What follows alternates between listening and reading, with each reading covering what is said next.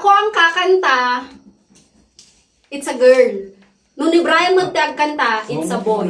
Nung naggidan kami, bisexual at si Tugmo. Hindi.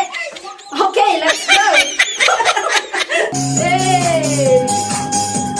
Gender reveal! Okay.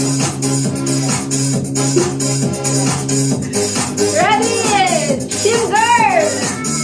Sino kaya ang kakanta? Si ate o si ate? Tita Final! Go! In 1, 2, 3, go! Charot! Abangan nyo ang full vlog bukas dito lang sa aking Facebook page. I-comment nyo ang hula mo sa baba. Team girl ka ba o team boy? Ha!